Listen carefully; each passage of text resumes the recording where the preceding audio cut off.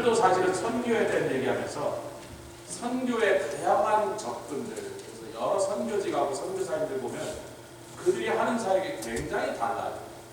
그래서 뭐 이런 선교 저런 선교하는 거 보면 저분은 왜 이렇게 하시지? 이 나라에서 왜 선교사님들이 이런 사역을 하실까 하는 게 우리 눈에 볼 때 때로는 좀 잘 금방 납득이 되지 않는 이상한 모습들도 많이 발견합니다. 그 서로가 서로 만나도요, 너무나 서로 하는 일이 다르고 접근이 다르니까 본인들끼리도 좀 당황해요. 어떤 분은 또 이런 게 맞다 저게 맞다 이런 논쟁을 하는데 그런 거는 마땅한 일이 아니에요. 하나님께서 그렇게 쓰고 계시니까 절대로 비판하지 않고 제가 묻죠. 왜 이런 걸 하십니까? 우리가 볼 때는 참 이해가 안 갑니다. 그러면 그분들이 이렇게 설명해주고 보여주면 그래서 우리가 납득하고 이제 돌아오는. 저는 이제 선교위원장으로서 그런 경험을 많이 했는데 제가 그걸 뭐 다 소개한다면 아마 몇 날 며칠 그 얘기를 다 해야 되니까 오늘은 그냥 다양한 접근들을 우리가 어떻게 봐야 될까 하는 것들을 하나님의 말씀으로 좀 참고하기로 합니다. 할렐루야. 10장을 뒤에 좀 더 살펴볼 건데 오늘 고넬료로부터 얘기가 시작되니까 이 사람이 하나님 앞에서 하나님을 경외하는 사람이라고 인정을 받았습니다. 영어로는 fearing God이다. 이거는 하나님이 무서워서 벌벌 떤다는데 보통 하나님 아버지는 무서운 분 이런 사람들이요 되게 그렇게 가르치는 교리를 너무 들었든지 더 많은 경우는 자기 집의 아버지가 좀 무서웠던 분이 그런 생각을 합니다. 아니면 아버지로 버림받았다. 아버지로부터 버림받은 사람. 그래서 너무 지나치게 가부장적인 그런 가풍 속에서 자란 분들이 하나님은 무서워. 근데 저는 하나님이 그렇게 무서운 게 아니라 그분의 사랑이 너무 귀하고 감사해서 그분을 실망시켜드릴까봐 좀 두려워요. 제가 너무 개판을 쳐서 아버지의 마음을 아프게, 왜냐면 제가 우리 육신의 아버지의 마음을 그렇게 아프게 했던 것이 세월이 많이 나고 그 아버지는 저를 다 용서하고 사랑해 주셨지만 이제 좀 조목사가 철이 되니까 60이 되니까 가끔 옛날 일이 떠오를 때마다 눈에서 눈물이 나오는 게 내 우리 아버지한테 너무 미안한 거예요. 그렇게 아버지의 마음을 아프게 했으면서 제대로 된 사과 한 번 하지 못했어요. 아버지께 용서 한 번 무릎 꿇고 제대로 하지 못하고 아버님 가셨으니까 육신의 아버지한테 그렇게 한 게 너무 마음에 죄송해서 하늘에 계신 더 좋으신 아버지한테 절대로 그분 마음을 아프게 안 해야지 뭐 이런 마음이에요. 그래서 경외하는 것이 무서워서 무서워하는 게 아닌 것을 여러분들 함께 아멘 합시다. 하나님의 사랑이 너무 좋으니까 주님의 그 은혜가 너무 귀하니까 그분의 마음을 아프시게 하고 싶지 않은 거예요, 여러분. 그런데 하나님을 경외하는 고넬료가 두 가지를 했단 말이에요. 첫 번째 뭐였어요? 아니 성경에 나오는데요. 하나님을 경외함으로 첫 번째 백성을 많이 구제하더라. 아멘. 우리가 흔히 말하는 착한 일이에요. 저희 아버님이 예언적인 그게 있으셨는지 제가 딱 태어나자마자 아직 뭘 하기 전에 이름에다 착할 썰을 붙였어요. 이름 좀 착하게 살아라. 우리 사모님은 이 가마가 여기도 하나 있는데 우리 어머님 농담으로 저희 처음에 집사람을 처음 보는 며느리 아기를 때 아이고 아가야 요거 뭐니 그래서 가만데 그랬더니 막 웃으시더니 삼신 할머니가 너한테 세상에 나가서 착하게 살아라 그러고 이렇게 탁 뒤통수를 딱 쓰다듬었는데 싫어요 그래요. 여기 맞았네. 그 참 맞는 해석이라고 해요. 약간 청개구리 같은 데가 좀 있어요 저희 집사. 그런데 여러분 하나님을 경외하니까 백성을 구제한다. 이게 연결이 되세요. 하나님이 기뻐하시는 일을 하고 싶어요. 주님의 마음을 주고 우리 하나님은 긍휼하신 하나님. 같이 하겠습니다. 우리 하나님 긍휼이 많은 하나님. 그 하나님과 사귀고 그 하나님과 친밀하게 지내다 보니까 하나님의 그 긍휼하신 품성이 저절로 들어오고요. 의무로 하지 않았습니다. 잠깐만요. 이 사람은 로마 사람입니다. 로마 사람 중에서도요. 여기 가이사랴가 어떤 곳이냐면 지금도 이스라엘에 가시면 가이사랴 항구 무너진 게 있는데 세계에서 가장 잘 지은 도인데 지진으로 부서졌습니다. 그게요 한 100년 전에 바닷속에서 발견됐는데 그때 지었던 한가 지진으로 불어 떨어져 나오긴 했지만요 바닷속에서 부서지지 않고 1700년 동안 그냥 있습니다. 로마의 원더예요. 엔지니어링 원더. 어떻게 바닷속에 들어간 콘크리트이 1700년 동안 안 부서졌을까? 지금 사람들이 만든 콘크리트는 50년이면 다 부서져요. 로마 사람들이 걸작으로 만든 항구가 아니잖아요. 왜냐하면 로마는 유럽에 있잖아요. 뭐 아멘 좀 합시다. 로마는 유럽 대륙에 있잖아요. 이스라엘은 아시아 대륙에 있잖아요. 로마에서 배로 물자든지 군대든지 수송할 때 가장 아시아에서 닿기 좋은 항구 중에서도 항구가 튼튼하고 좋아서 어지간한 폭풍에도 로마의 군선들이 함선들이 망가지지 않고 거기 정박할 수 있는 시설을 최고로 튼튼하게 만들었다. 그리고 뭐 이쪽 아시아에서 무슨 반란이 있다 문제가 있다 그러면 로마에서 배를 타고 건너는데 거리가 짧다 보니까 다음 날이면 로마 군대가 가이사랴에 상륙하는 그 가이사랴 항구를 수비하는 이탈리아대가 100%가 로마인이라는 뜻입니다. 거기 있는 병사들은 용병 없고 전부 로마에서 보낸 정예 부대의 부대장이었어요. 이 사람이 이스라엘 내에서 가지고 있는 권세는요 로마 총독 다음에 두세 번째쯤 되는 거예요. 그러면 자기네 나라의 속국인 이스라엘 사람들을 향하여 사람 취급 안 하고 벌레 취급을 해도 아무 이상하지 않을 만큼 엄청난 권력을 가진 이 사람입니다. 이스라엘 사람들이 로마인 좋아했어요? 안 좋아했어요? 앞에서는 뭐 힘 때문에 꼼짝 못하는 척하지만 속으로는 이 할례 받지 못한 대만도 못한 것들하면 종교적으로는 그들을 사람 취급하지 않았습니다. 그것을 그곳에서 주둔하고 있는 동안에 다 로마 사람도 알기 시작했어요. 이 사람들은 우리를 절대로 마음속으로 받아들이지 않는다. 우리를 개처럼 취급한다고 종교적으로. 다시 말하면 원수사입니다. 그리고 이 사람이 강자예요. 이 사람이 갑이고 유대인들이 을인데 어떤 의무도 없는 상황에서 백성을 많이 여러분 많이라는 말을 헬라말로 읽어드릴까요? 그냥 한국말로 해도 뜻이 통합니다. 영어로 해도 뜻이 됩니다. 뭐니 해도 머니인데 머니는 많이다. 다 통하죠. 영어로 해도 돼요. 영어인가 한국어가 잘 모르겠어요. 백성을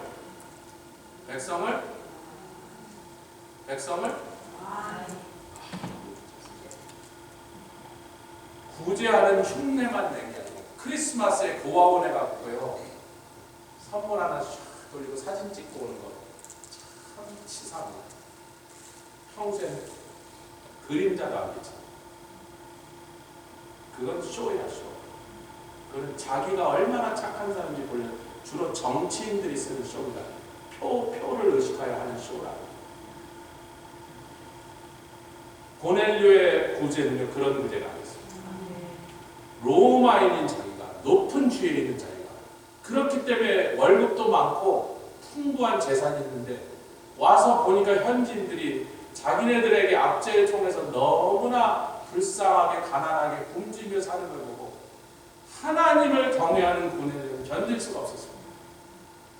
그가 언제부터 그런 신앙이 들어갔는지 성경이 가르치지 않습니다. 아무 문헌에도 그가 왜 하나님을 경외하는 사람이 됐는지 알지 못했는데 하여튼 이스라엘 땅에 온 다음부터 이 이스라엘인들 유대인들이 섬기는 하나님을 로마 사람인 고넬료가 경외하는 마음이 시작하고 그를 신앙하기 시작합니다. 사랑하는 성도 여러분, 우리가 착한 일을 많이 하고 다녀야 되는데 아멘 안 하시네요. 옆에 계세요. 못된 것보다 착한 게 훨씬 낫다.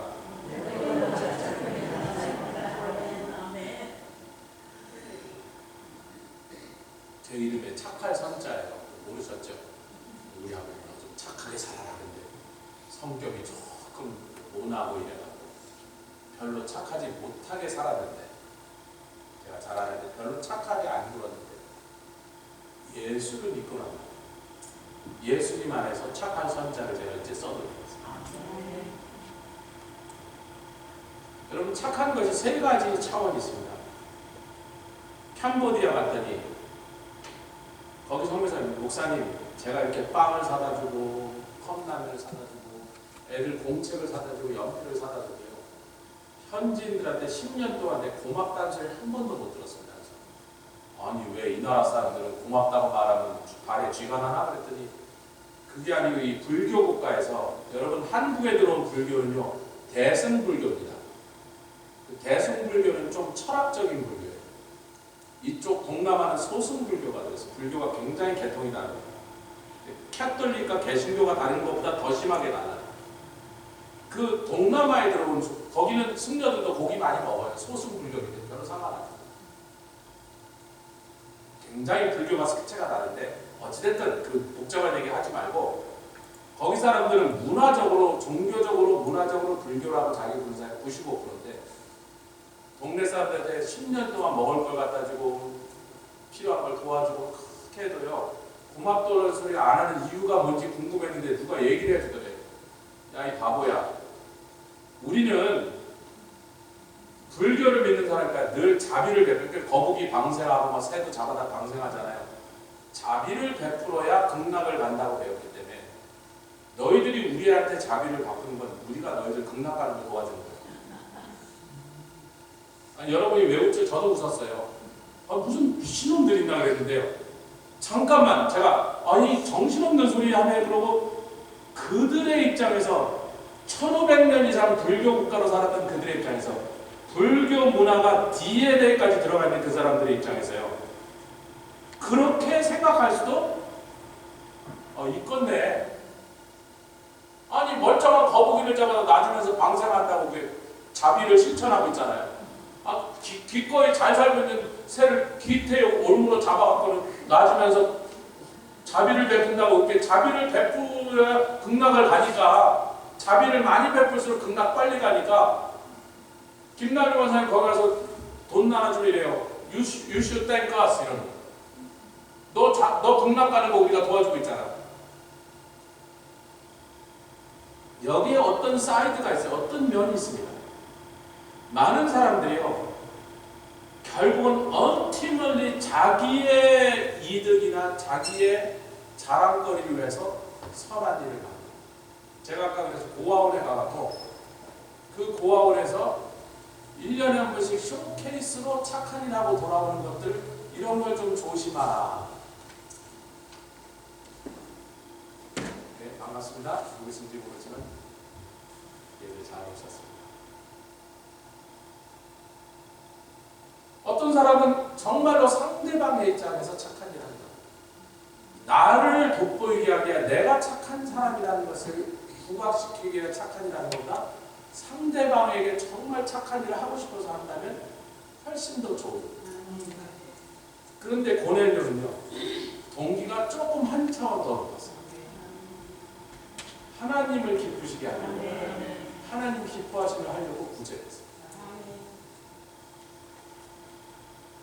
그럼요. 아니 남한테 좀 보여주려고 고아원에 가서 선물 줬다고 그게 나쁜 일은 아니에요. 절대로 악한 일은 아니죠. 그러나 조금 차원이 낮아. 내가 착한 일을 할 때마다 I feel good about myself. I pat myself on the back. 너는 참 착한 사람이야. 훌륭한 인간이야. 그런다는 좀 수준 낮은 지.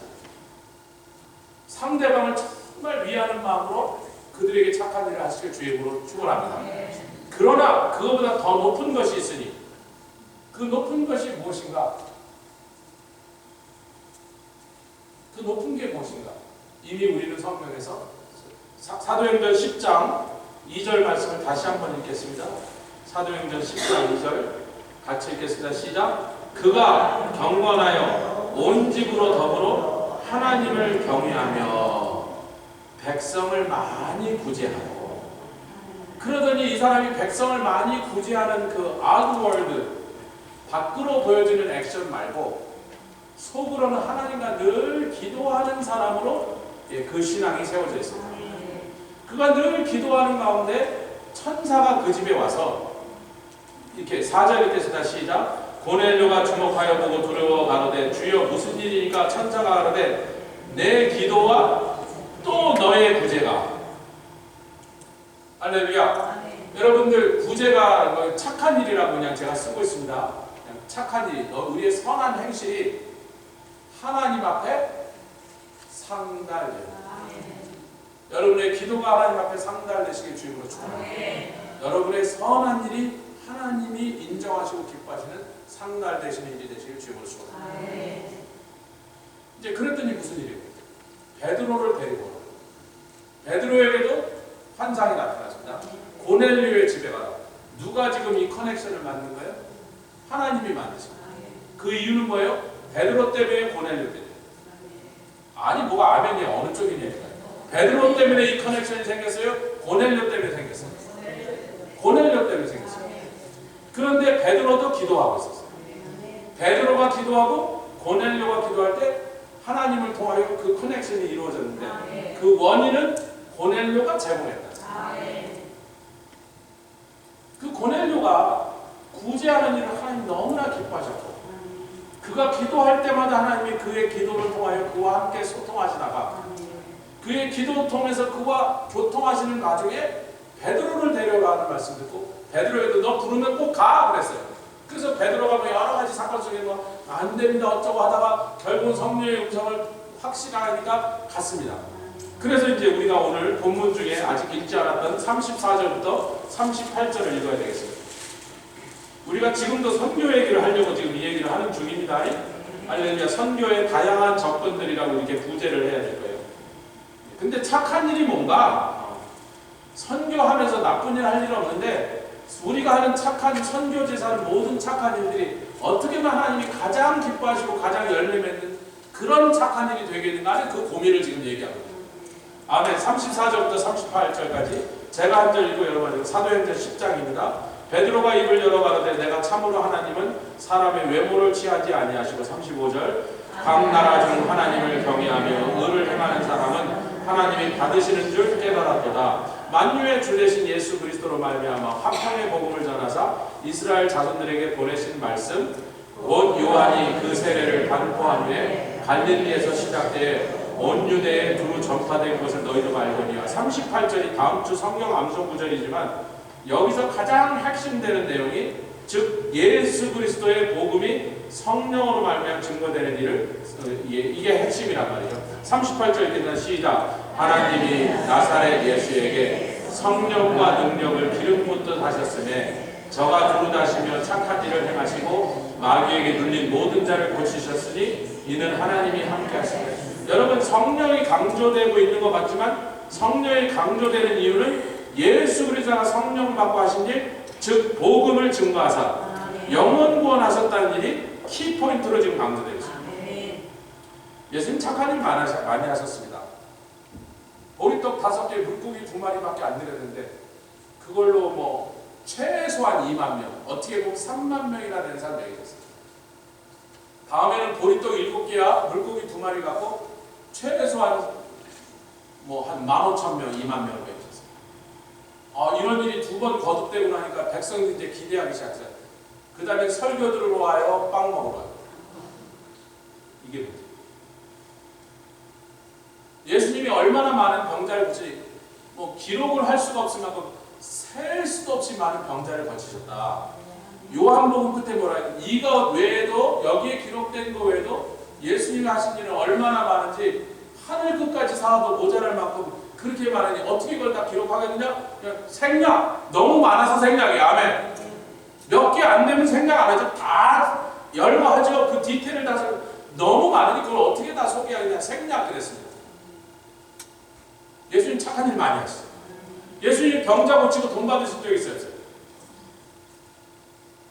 빵 먹이고 빵 하나 다 50점 받으셨어요? 그렇게 착한 일을 하셨는데 그 빵을 먹고 병자들이 그렇게 많이 고침을 받았는데 대부분 돌아와서 감사하다고 하지 않고 아이고 이제 낫다고 그러고서 예수님과 상관없이 살다가 나중에 6월절 결정적인 순간 예수를 살릴 것이냐 이래서요. 이 살인강도 바라바를 놔줄까? 저 예수를 놔줄까? 그랬더니 압도적인 사람의 숫자가 바라바를 놔주시라고 살인강도보다 저 예수가 더 밉다고. 예수님이 무슨 악한 일 하셨어요? 누구의 마음을 후벼놨습니까? 누구를 못 살게 하셨어요? 그러니까 복음을 증거하고 구원받게 한 그 사람들 외에는 예수님이 주신 빵을 먹고 예수님이 고쳐주셔서 병이 나은 사람도 마지막에 예수를 십자가에 처형하라고 하는 그 목소리에 그들의 목소리가 섞여 있었다.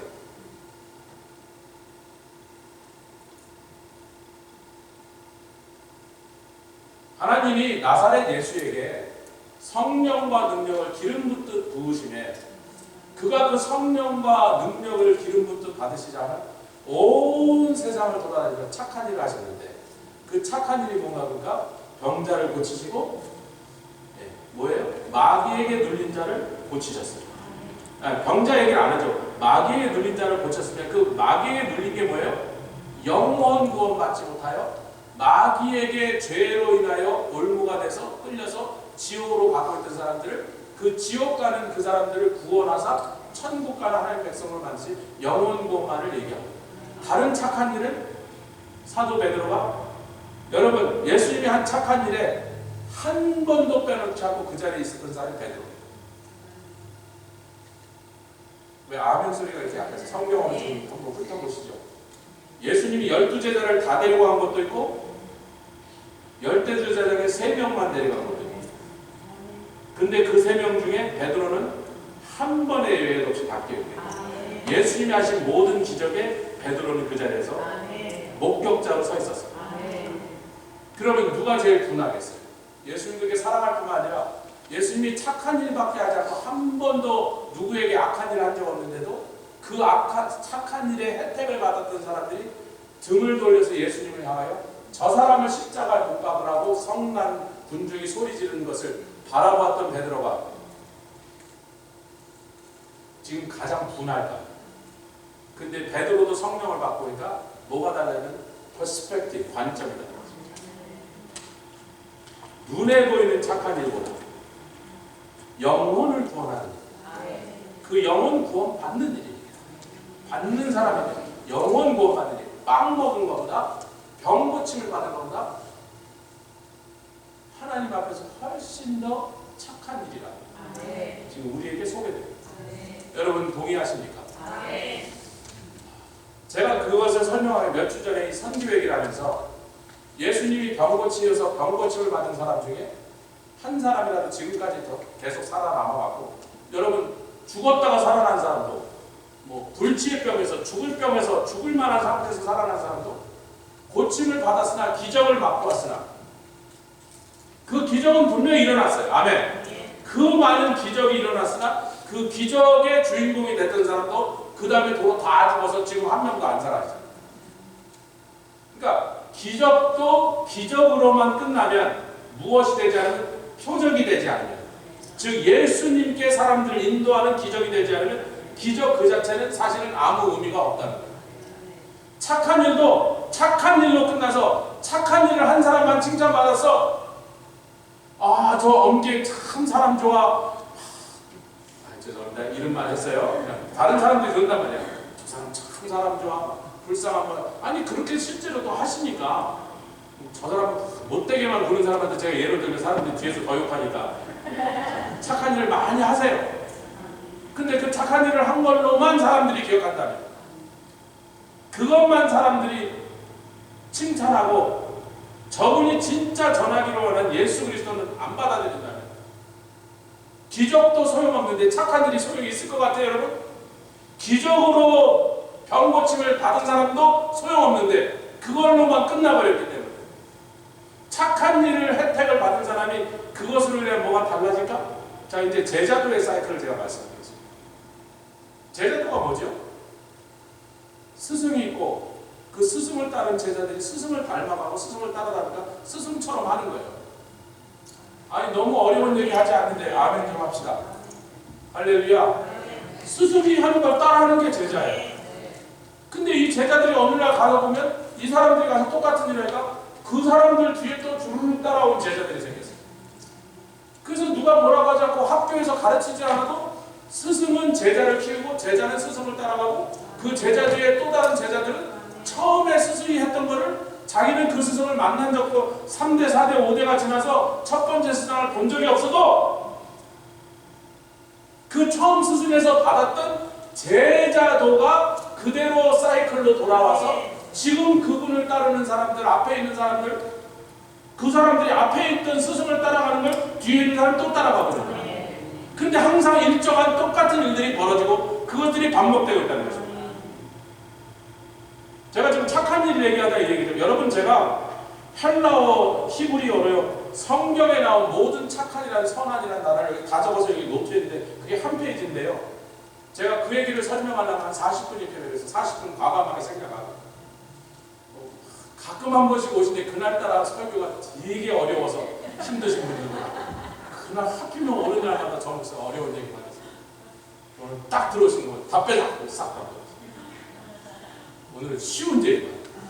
누구라도 알아서 교회를 처음 온 사람들 착한 일이 이면이 뭐예요? 제자도회라는 코린트에서 착한 일을 보면요, 우리가 착한 일 할 때 뭐 기대하지 않습니다. 먹을 걸 주면서 우리가 나 이번에 준 거 200%치니까 너 다음에 이렇게 어떻게 해서 갚아봐, 한 번도 그러죠. 누구 줬는지 우리는 기억도 못하고 많은 경우 선교사들을 통해서 나눠줬기 때문에 누가 받았는지 알지도 못해요. 그건 우리한테 중요한 게 우리는 주고 끝납니다. 우리 교회는 주고 끝납니다. 믿고 선교사한테 맡겼으면, 아니면 현지 교회 맡겼으면 거기서 누굴 줬는지 우리는 명단 달라고 하자. 이 착한 일을 예수의 이름으로 할 때는요, 그 무엇은 칭찬받거나 나중에 그것으로 레코그니션 받는데 관심이 없는 거예요. 예수의 이름으로 주십시오. 옆에서 예수의 이름으로 주십시오. 주의 이름으로 하라. 주의 이름. 우리가 뭐 칭찬받을 필요가 없어요. 우리가 이 일을 하는 이유는 하나님을 경외하니까 하는 거지. 누가 시켜서 하는 것도 아니고 그렇게 했더니 누가 칭찬해서 하는 게 아니란 말이에요. 그 우리 죽은 누가 받았는지도 몰라요. 요즘은요, 현진들한테 뭐 나눠줄 때, 선교제가 선지한테 나눠줄 때도요, 우리 팀 빠집니다. 그냥 우리 팀 뒤로 빠지세요. 나눠줄 때 아예 우리 얼굴이 안 보여요. 현지 교회 목사님들이 다 나눠요. 처음에 우리가 나눠줬더니 막 싸우는 일이 생겨. 막 받았는데 도로 싹 돌아와서 또 달라고, 그래서 뭐 속는 척하고 좀 이따 또 달라고 막, 그러니까 안 돼 그러면 이제 그 사람 기분 나빠하고 막. 근데 그걸 그 할머니가 시켜요. 할머니, 야 빨리 와서 또 받아봐요. 바보야, 들어가 개고 먹으러. 그래서 두 번 세 번 들어오니까 안 돼 그러니까 이제 애가 이러는데 할머니도 막 얼굴이 참 난처한 일이 자꾸 생기다가, 여러분 선교제 가보시면요, 우리가 뭘 배웠냐면 주는 것이 받는 것보다 훨씬 어려워요. 왜 받는 사람들이 개발을 안 하나요? 받는 데는 노력도 필요하고 실력도 필요하고요, 깨우침도 필요해요. 주면 받으면 돼요. 근데 지혜롭게 주는 게 어려워요. 지혜롭게. 이 사람을 줬더니 그 사람을 망치지 않고 의존적이고 말하자면 영적 거지가 되지 않도록 지혜롭게 주는 것이, 원망과 시비가 없도록 주는 게 그게 참 어려운 거예요. 하여튼 우리는 주고 왔어. 그런데 이제 우리만 주는 게 아니라 다른 교회도 와서 주고 다른 팀도 와서 줘요. 그래서 거기 있는 사람들이 이제 받는데 도사가 됐어요. 그냥. 하나님의 성회가 오면 하나님의 성회 스타일로 일어나서 박수치고 춤추면서 예배드리고, 그럼 더 주잖아요. 침례교가 오면 침례교는 반성령파니까 절대로 성령 얘기 안 합니다. 그리고 장로교가 오면 장로교 스타일 받는데 도사가 돼서 얼마나 잘 받는지. 나중에 보면 우리보다 더 잘 사는 것 같아요. 하도 잘 받아요. 근데 뭘로 알죠? 아니, 주는 게 억울하지 않아. 왜? 주려고 들고 갔는데 여기서 이번에는 여러분 체킨이 한 백마다 70불이에요. 제가 세상에 체킨 백을 50불 낼 때도 눈물이 찔끔찔끔한데 이번엔 70불입니다. 그러니까 우리가 옛날에는 옷이나 이런 몇만 벌씩 막 신발을 10,000개씩 들고 가다가 점점 들고 가는 비용이 비싸지니까 이제 안 들고 가기 시작하는데, 옛날에 여러분 어마어마하게 우리가 물건을 들고 왔습니다. 처음엔 헌옷 모았는데 그냥 새 옷 하자 그래서 새 옷을 막 공장이나 도매상 가서 도매국으로 막 얻어와갖고 싸게 주고, 막 티셔츠 한 장에 1불 막 이렇게 해갖고 막 10,000장씩 해갖고 신발 하나에 1불 이렇게 해갖고 10,000에 이렇게 들고 왔어요. 여러분 그렇게 들고 와서 다 나눠줬는데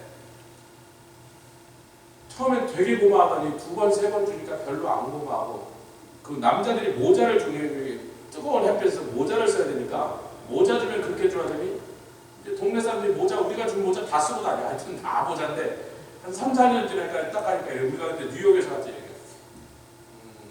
싫대. 그래서 아니 모자 싫어요. 안 싫대. 예. 뉴욕 양키즈 모자를 봐. 그래서 뉴욕 양키즈 모자 나도 비싸서 못 한다는데 그럼 싫대. 여러분 계속 주면요 고마운 마음은 반비례. 한 번 받을 땐 되게 고맙다. 두 번 받으면 조금 고맙다가 세 번 받을 때 그냥 쏘쏘 고맙다가 네 번째부터 별로 안 고맙다가 다섯 번째 뉴욕 양키즈 안 갖고 왔다고 하는 뉴욕 양키즈 모자만 this is strange. 갖다 주면 고마울 줄 아는데 고마운 마음이 점점 얇아지는 거예요. 피츠버그 사는 사람들은 안 그럴 것 같으세요? 피츠버그 사는 한국 사람들은 안 그럴 것 같으세요? 받으면 받을수록 고마운 마음이 얇아지는 거예요. 그게 인간의 마음. 그들 탓할 거 없어요. 우리가 배운 것뿐이에요. 주는데도 지혜가 있어요. 제자도가 뭡니까? 그들이 너무 가난하니까 받았어. 배고프니까 받았어. 염치불구하고. 아니 배가 고파서 애들이 하루에 한 끼 먹는 사람 무슨 체면을 따지고 무슨 염치가 있어요. 주면 다 받죠. 나라도 그렇게 받죠. 우리도 옛날에 6.25 끝나고 50년대 60년대 누가 뭘 주든 왜 주든 어떤 것들 필요한 것들 주면 일단 다 받았지. 그러면 데스퍼레트한 사람이 데스퍼레트한 일을 하지. 그러면 그렇게 가난하고 배고픈 사람들이 주는데 뭘 따지고 있습니까? 체면이 어디 있어요? 다 받고 보지.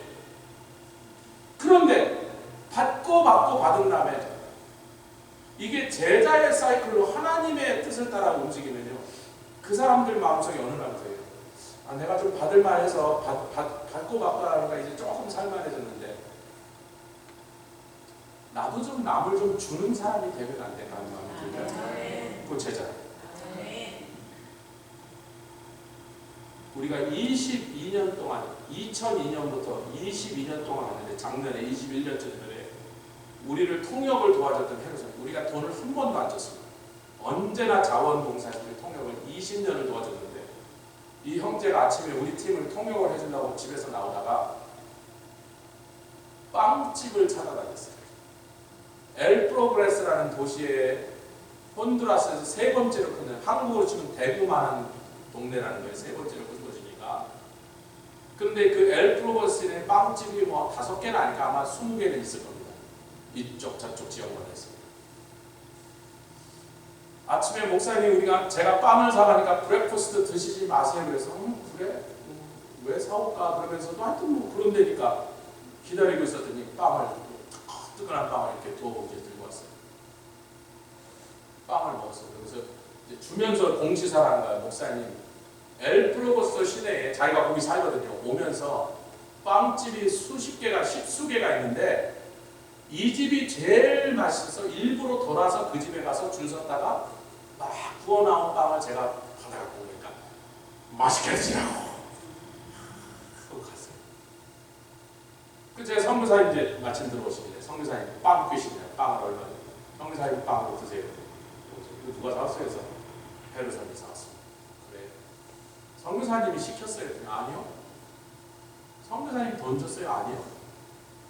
21년 만에 현지 성도가 우리를 사랑하는 마음으로 우리를 축복해 주려고 자기 주머니를 풀어서 시킨 것도 아니고 그럴 이유도 없는데 우리 다 음식이 있는데 그 동네에서 제일 맛있는 빵집 빵을 우리한테 좀 먹여보고 싶어서 정말 눈에서 감격이 흐르고 이게 제자입니다. 받기만 하고 끝내 받는 거로만 끝나는 사람은 절대로 제자 아닙니다. 우리가 뭐 달라는 게 아니잖아요. 우리가 이렇게 했으니까 너도 어떻게 해라 한 번도 기대도 요구도 하지 않아도 저절로 그 마음속에 우리나라에 와서 우리 백성들이 이렇게 고생하고 수고하는 저 피츠버그 한인교회 팀 그런데 다른 통역들은요 통역해주면서 시간당 얼마 돈 다는데 20년 동안 한 번도 돈을 받아가지 않습니다. 그런데도 고마운 거예요.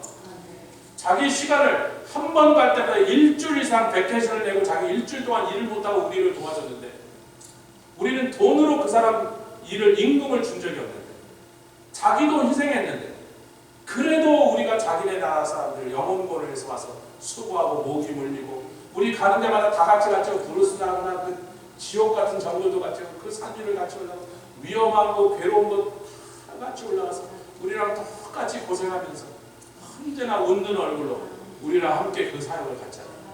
진짜 동역자다. 넌 동역자다. 우리를 도와주러 온 게 아니라 우리랑 함께 일하는 동역자다. 근데 그것을 넘어서서 이제 빵을 사왔어. 이 동네에서 제일 맛있는 빵을 했는데 전국집 어떻게 그렇게 맛있진 않더라고. 뭐 대단히 맛있진 않았어. 먹으면서 그냥 빵이네 그러고 먹는데 눈에서 눈물이 나와. 빵 먹어서 기쁜 거예요? 그 사람이 제자의 마음, 제자의 원리, 자기도 베풀음을 받았으니 자기도 누군가 축복하고 싶다. 이번에 여기서도 여러분들이 가는 힘들에 비행기표를 돕겠다고 그 사람들의 헌금을 드리겠습니다. 물론 각 가정에서도 조금씩 내시고 있지만 이 사람 저 사람 근데 받은 사람 누군지 몰라요. 저희가 꼭 얘기하지 않습니다. 본인 얘기하고 싶으면 얘기하세요. 내가 더 도왔다고 그러든지. 교회에서는 얘기하지 않습니다. 받은 사람 누가 되는지. 근데 한 사람한테 온 거 아니에요. 여러 사람한테 왔어요. 같이 하겠어요. 주는 기쁨. 그 기쁨을 받는 사람도 자기도 주는 기쁨을 누린다고 나오는데 이게 주님으로부터 되는 주님. 선교지에 가면요 5가지 정도로 나눌 수 있는 다양한 선교적 적입니다. 첫 번째는 당연하게 복음 증거입니다. 여러분 우리가 44절을 읽어야 돼요. 44절 10장 44절. 그래서 베드로가 가서 예수님의 착한 일을 소개하고 예수님이 다니셨던 모든 착한 중에 하나만 딱 떼서 마귀에게 눌려있는 즉 영원 구원 받지 못한 신음하는 사람이 죄와 사망의 권세에서 신음하여 지옥 가는 사람을 놓아주고 아멘 그 사람을 천국 백성 삼아주셨다는 것만을 부각하여 얘기했는데 그럼 설교가 좀 계속되더니 44절 읽겠습니다. 시작. 베드로가 이 말할 때 성령이 말씀 듣는 중에 모든 사람에게 여러분 이 얘기가 지금 성령의 사이클로 계속되고 있죠. 자 이때 만약에 성령이 오지 않으셨다면 우리가 참 사도행전 뒤를 쭉 읽다 보면요 그 다음 장들을 쭉 읽다 보면 베드로가 이 일로 인하여 초대교회에서 거의 쫓겨날 뻔합니다. 초대교회의 첫 번째 공회 마리 공회지 재판이 열렸어요. 너는 왜 유대인이 아닌 이방인들에게 가서 복음을 전하느냐? 저 이방인들은 복음 듣고 구원받을 하나님의 자녀가 될 권리가 없는 사람들이야.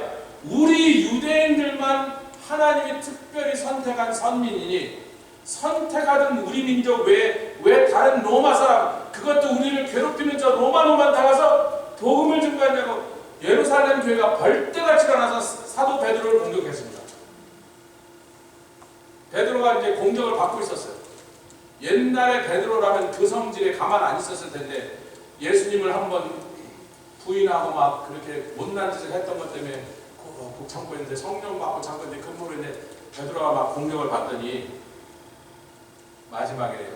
아니 글쎄 나도 가고 싶어서 간 게 아니고 나도 솔직히 설교도 제대로 못 끝냈다고 설교 제대로 하기도 전에 성령이 오셔갖고 설교 못 끝냈다고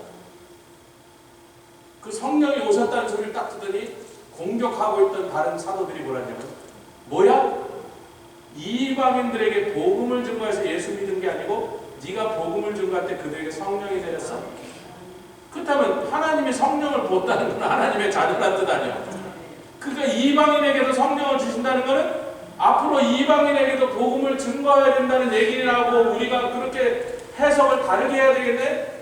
그렇다면 우리가 당신을 공격할 근거가 사라져버렸네. 그리고 공격이 딱 멈춰버렸어요. 그리고 그날로부터 예루살렘 교회가 유대인들만 하나님의 자녀가 되는 권세가 그들에게만 선택받은 민족으로서 있는 줄 알았는데 이방인들은 다 지옥 가는 게 마땅하다고 생각하고 있었는데 이 사건으로 인하여 근데 이 모든 사건의 시작은 고넬료가 하나님을 경외하는 그 사람 그 경외하는 마음을 따라서 하나님의 뜻을 품다 보니까 이웃을 많이 구제하는데 그 이웃은 자기보다 신분으로 볼 때는 노예처럼 저 밑바닥에 있는 식민지를 하는데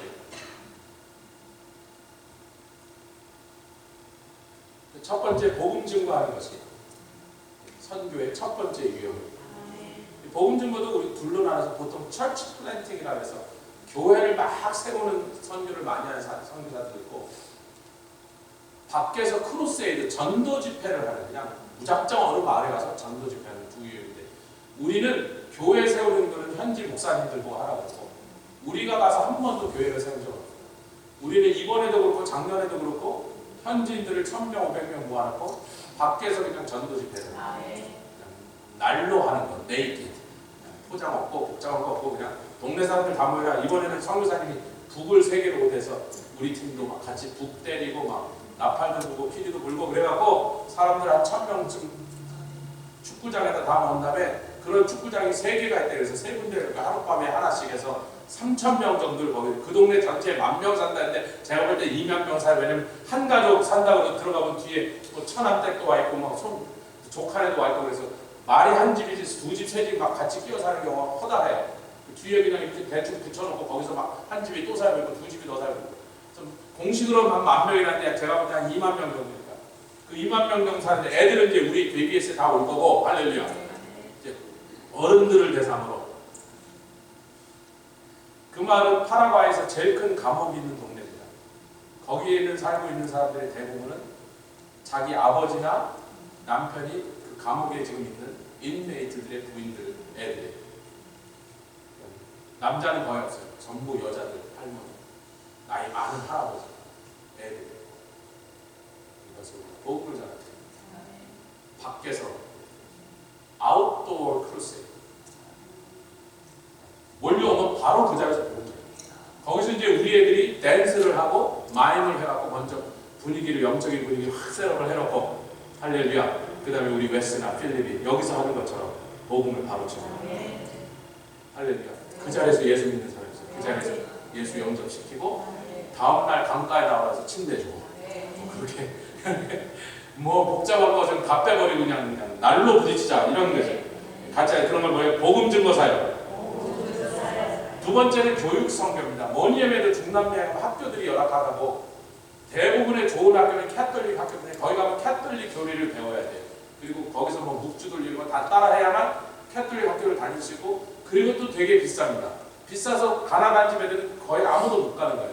그래서 우리 선교사님들이 중남미에서 학교를 통한 교육 선교를 제일 많이 합니다. 한국에 들어와 있던 선교사들이 교회 돕는 일은 교회가 스스로 우리가 알아서 하겠다, 자립하겠다 그러니까 그럼 뭐하지? 그래서 제일 많이 여기 학교를 썼죠. 이화 배제, 뭐 배문, 뭐 연세, 여러분들이 이름만 들으면 다 알고 있는 뭐 숭실, 전부 미국 선교사들이 세운 학교들.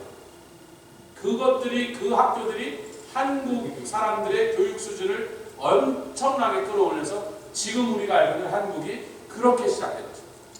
당시 명문학교는 거의 100% 한국사 오산학교만 선교사들이 안 세우고 우리 독립 지도자들이 스스로 세운 게 오산학교만 독립 이승훈 선생이 세운 겁니다. 남강이 선. 나머지 대부분의 학교는 전부 선교사들이었어요. 세 번째 복음 증거, 두 번째 교육 선교. 재미없나요? 저만 흥분했나? 세 번째는 메디컬 선교. 요새 그 데이빗 리 우리랑 함께 일하던 온두라스 이동철 선교사님이 너무나 메디컬 팀이 많이 와서 사실은 우리가 빠지는 거예요. 미국에 있는 메디컬 칼리지의 교수 몇십 명이 모여갖고 그 선교 단체를 하나 만들고 중남미에 있는 수많은 나라에 자기 학생들을 데려가면서 의사들과 간호사들과 치과 의사들이 그 중남미에 있는 수많은 나라를 들어오는데 이상하게 온두라스 왔더니 이동철 선교사님이 제일 좋았는지 구수하지 않은 사람이 글로 그렇게 오겠다 그래서 너무 많은 메디컬 팀이 오다 보니까 그 컴파운드를 쓰기가 힘들어요. 그래서 서로 경쟁해야 될 거냐. 우리가 빠지겠다. 우리가 파라과이로 빠지는 겁니다. 그런데 이 의료 선교에 대해서는 제가 할 말이 또 있죠. 여러분 한국에 들어온 첫 번째 선교사가 누구였죠? 알렌이 뭐였어요? 의사였습니다. 의사가 선교사가 온 거예요. 근데 이 알렌 의사가 딱 왔는데 눈치를 이렇게 보고 있는데 뭐 러시아, 중국 막 일본 와서 막 싸움판이 나고 난리가 났는데 고종이 벌벌 떠니까요. 알렌 의사가 미국 사람이잖아요. 고종을 보호하려고 고종 곁에서 한 달인가를 고종 방에서 고종을 지킵니다. 자기는 미국 사람이니까 일본 놈들이 들어와도 고종을 해치 몸으로 막은 거예요. 그런데다가 민비의 조카가 민모시기가 그 일본 사람들이 칼에 맞아서 죽게 생겼는데 한국 의원들의 대우가 아무도 못 고친다. 이거 뭐 못 고친다. 막 온몸을 칼로 수십 군데를 찔려갖고 죽을 수밖에 없는데 이 사람이 외과 의사거든요. 그러니까요, 황제요, 고종 황제고 내가 한번 있는 힘을 다해서 살려보겠습니다. 3일 동안을 그 사람 수술하고 그리고서는 약을 바르고 피 밴데지를 갈아주면서 자기가 간호사 하는 일까지 해서 3일 동안을 거쳐서 결국 민비의 조카 고종의 처조카를 살려냅니다. 고종이 너무나 놀라고 죽을 줄 알았는데 살려내니까 서양 의학이 대단하다는 걸 알게 됐지만 너무 고마워서 알렌에게 묻습니다. 아, 선생님 참 고맙습니다. 내가 당신에게 뭘 해줄까요? 딱 한 가지. 돈도 아니고 자기도 아니고 땅도 아니고 벼슬도 아니고 뭘 달라요? 이 나라의 미국 선교사, 개신교 선교사들이 자유롭게 들어서 합법적으로 선교할 수 있도록 허락해 주시는 거 말고 저는 바라는 것은 고종이 헐! 뭐 선교가 뭔지 기독교가 뭔지 고종은 몰라. 관심도 없고 당신 말이라면 뭐 무조건 헐! 그래서 고종이 도장을 딱 찍어서 한국의 개신교 선교사들이 마음껏 들어와서 선교할 수 있도록 그래서 대한민국 기독교 선교의 문이 그 의사 한 명 때문에 열려버려요. 할렐루야. 아이고 왕 조카 하나 고쳐놓으면 얘기 끝나는 거예요, 여러분. 대통령 부인 한 명 고쳐놓으면 얘기 끝나는 거라고. 그러니까 이렇게 메디칼 선교도 놀라운 일을 한다는 것을 우리는 그 혜택을 받았던 민족이에요. 아멘. 네 번째가 우리가 흔히 말하는 멀시 미션이죠. 그 긍휼과 구제하는 거죠. 뭐 갖다 계속 주는 거야. 옷도 주고 신발도 주고 모자도 주고 빵도 주고 우리 교회가 코비드 동안에 굶어 죽는 사람들이 있는 선교지에서 뭐 밖에 나가질 못하게 하니까 집안에서 집단 운동 자살하고 이런 일들을 듣고 도저히 우리가 그냥 있어서 코비드 기간에 우리도 어려웠지만 그때부터 한 달에 몇천 불씩을 음식 사는 것으로 4나라가 5나라에 보내고 있습니다. 그렇게 보냈던 나라 중에 하나가 파라과이인데 그때까지 저희는 사실 파라과이에 관심도 없고 관련도 없고 남학교 선교사님 저랑 나이 차가 많으셔서 같은 교단에 있었지만 사실 누군지 잘 몰랐어요. 워낙 기수가 차이가 나니까 같이 뭐 신학교를 다닌 적도 없고 제가 좀 교단에서 이렇게 일할 때쯤 돼 그분은 벌써 파라과이 나와서 그분과 전혀 별로 없고 안면도 별로 없었는데 파라과이 사람들이 굶어 죽는다는 얘기 듣고 저희는 그럴 수 없지 하고 정말 기억 안 나. 한 달에 한 1,000불 정도 보낸 것 같아요. 그래서 거기서 뭐 빵이든지 뭐 옥수수 가루든 밀가루든 쌀이든지 그 사람들 동네에 있는 사람들 음식을 좀 나눠주라 그래갖고 그렇게 우리가 나눠줬던 게 계기가 돼서 지금 우리가 12명이 파라과이로 가고 있어요.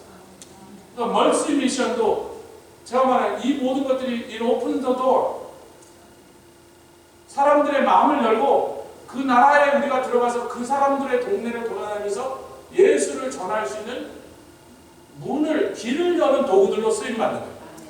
아니 우리가 교육 선교를 안 한다면 학교를 운영하지 않는다면 어떻게 그 사람들 애들을 데려다라고 예수 믿어라 노아 얘기하고 아브라함 얘기를 하고 사도 바울 얘기를 할 수가 있냔 말이에요. 그 아이들을 우리한테 학교라고 보내갖고 맡겼으니까 우리가 걔네들을 데리고 그렇게 하는데 혼두라스는요 공립학교라도요 목사 선교사가 딱 가면요 교장이 미국에 오신 목사님 뭐 할 말 없어요. 그리고 날 보고 일부러 서라 그래요. 그러면 아니 제가 왜요? 그럼 아니 뭐 하실 말 있으면 하시라고. 성교사 무슨 말 해도 되고 아무 말이나 다 하세요. 거기서 막 복음도 얘기하고 예수도 얘기하고 아멘. 학교를 하니까. 5번째가 커뮤니티 디벨롭먼트. 요거는 이제 새마을 운동이라고 할 수 있는데 예를 들자면 그 나라에 가면 말라리아가 많잖아요. 저도 거기서 말라리아에 걸렸는데 말라리아가 많을 수밖에 없어요. 웅덩이고 또랑이고 물이 고여갖고 흘러가지 않는 물들이 온 나라에 거기도 비가 올 때 많이 와요. 그러니까 막 비가 오면 그 퍼들에 물들이 잔뜩 있는데 그게 흘러가는 물이면 말라리아 모기가 알을 못 낳는데 그냥 이렇게 고여있으니까 그게 다 빠질 때가 1달이고 2달이고 고여있는 물에 무수한 모기가 와서 알을 낳는다고요. 그러니까 온 국민이 말라리아 서너 번 안 걸려본 사람이 없어. 다 걸렸어. 저희들 같은 사람은 말라리아 걸릴 때 큰일 나네. 그 사람들 말라리아가 우리 독감 맞는 거 정도밖에 생각 안 해. 하도 다 걸리니까. 모기 가서 이렇게 물고 있어도 거기 모기 그래도 신경도 안 써. 그냥 그렇게 사는 거야. 근데 저희가 볼 때 그놈의 말라리아가 뭐 모기가 말라리아가 댕기도 올리고 지카도 있고 거기 다 있습니다. 옐로우 피버도 있고 뭐 종류대로 다 있죠. 종합백화점이지. 그럼 저희 같으면 웅덩이에 물 착 퍼내버리고 또랑 막힌 데 있으면 수초 같은 거 이렇게 하고 돌 같은 거 치워갖고 물이 줄줄줄 내려가게 하면 거기다 모기가 알을 못 낳는데 누가 좀 나서서 하면 되는데 나라도 신경 안 써, 사람들도 신경 안 써, 아무도 신경 안 써. 그냥 맨날 거기서 나오는 모기한테 그냥 날마다 뭐 기생충 퇴치를 하나 예방주사를 놓나. 그래서 커뮤니티 디벨롭먼트를 지금 시작하고 있습니다. 이동자 정부 5가지 유형인데 사랑하는 성도 여러분, 조목사 신나게 20분 혼자 떠들었는데 여러분 너무 많이 쳐다보시고 이 5가지 중에 나쁜 거 한 가지라도 있어요. 그런 거 하지 맙시다. 무슨 교회가 그런 겁니까? 그런 게 한 가지라도 있어요. 다 좋은데 under one condition. 예수 그리스도의 복음이 증거돼요. 교육 사역을 하든 의료 사역을 하든 멀시 미션을 하든 모자를 나눠줘도 예수 이름으로 나눠줘. 아멘. 쌀을 나눠줘도 예수 이름으로 나눠줘. 모든 것이 예수의 마음으로 예수 이름으로 예수를 전하게 하여 나눠준다면 그 형태가 어떤 것이든 어떤 접근 방법을 썼든 결국은 하나님이 알아서 그걸 통하여 하나님이 하시고자 하는 뜻을 이루는 것인 줄 믿습니다. 맺습니다. 제가 세상에 갔던 33개 나라들을 제가 며칠 전에 한번 적어봤어요. 내가 갔던 나라들 33개국을 돌아다니는데 다 선교가 아니면 대부분이 선교 때문에 간 나라들이죠. 놀러 간 나라도 몇 개 있어요. 옛날에. 근데 예수 믿고는 이제 다 선교 간 나라들인데 30시간, 20시간, 15시간, 10시간 파라과이는 20시간입니다. 온두라스는 8시간. 이번에 팀이 좀 멀리 가야 되니까 좀 그게 부담스러운데 기도해 주세요. 20시간 가까이 날아가야 돼요. 기도해 주시고 중간에 레이오버가 너무 가깝게 붙어있어 공항에서 먹지도 못해. 청번사님 쑥떡 합니다. 뭐라도 좀 들고 가야 돼요. 김밥은 다 쉬고 20시간 나에 다 쉬지. 여러분들 하여튼 뭐 선교팀 갈 때 뭐 떡이라도 한 덩어리씩 손에다 쥐어주시면 너무나 감사하겠습니다. 체크인백. 제가 제일 멀리 간 게 48시간입니다. 미얀마의 깔레묘라는 도시까지 가는데 제가 딱 도착한 다음에 시간 계산을 해봤더니 피츠버에서 떠나는 시간보다 정확하게 48시간 후에 제가 갔거든요. 제가 미얀마에 아는 사람도 없고 관심도 없고 미얀마에 대한 조그만 무슨 열정도인데 주인 가라 그래서 갔는데 멀어도 너무 먼 거야. 비행기를 5번 타고 마지막에 2번은 프로펠러 비행기를 타고